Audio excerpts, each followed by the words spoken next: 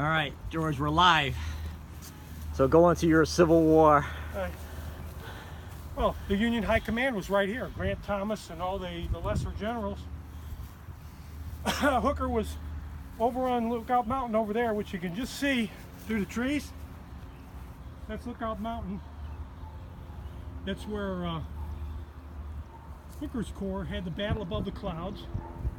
And that tunnel we came through, that was Tunnel Hill. That's where Sherman was. And all the Thomas's guys were along here.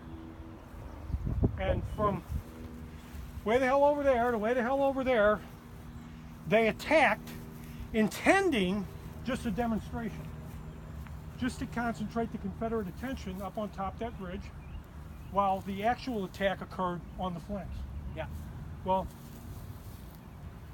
Sherman, over on the left, attacked up the hill and discovered that it wasn't the ridge. It was an isolated hill in front of the hill. So that when he got to the hill, the actual place he was trying to attack was the next hill over. So he got completely bamboozled and delayed, but he made a tremendous racket over there, and the defenders that were over there were reinforced by people from the center of the ridge. Nobody expected an attack on the center of the ridge. None of those things ever worked. And you know, it was a flanking attack that was supposed to work. Hooker was successful. You know, so he's up there, he's successful, he's beginning to move on the ridge from that other side. Directly in front of us, all of Thomas's men go forward. At the bottom of that Missionary Ridge over there, you see a picture of Missionary Ridge,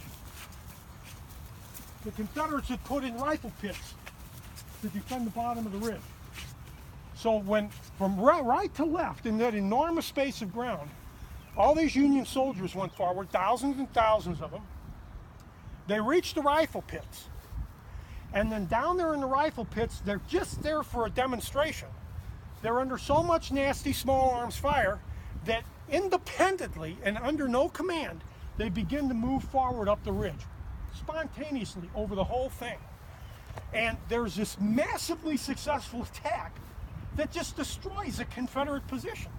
And it was completely unexpected. It wasn't planned, but it was tremendously successful. And this is one place where you can really see the whole thing. As I mentioned before, the city's grown up over which was once farmland. The old city of Chattanooga is behind us a couple of miles away. You know, so this is it. End of story. What was the significance to the war? Oh. The significance, yeah, it was a Union victory, but Yeah, what capitalized on it? Well, the following year, this was the winter of '63, right before Christmas time. In the spring, Grant went east and initiated the Overland Campaign that ended in Appomattox a full year later.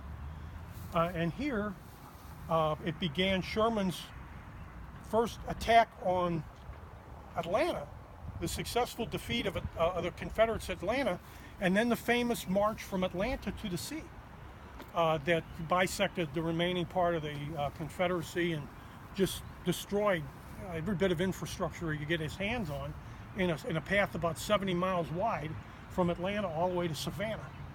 And then he was at Savannah by Christmas time, '64, and he began then to march north through South Carolina and North Carolina.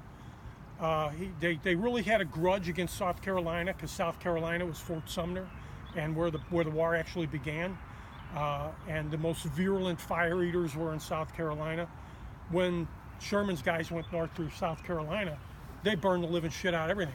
Burned the capital city, destroyed everything they could get their hands on, and were well on their way to joining Grant and trapping the remaining, the Army of Northern Virginia, Lee's army, which was the only one remaining in the field by this point.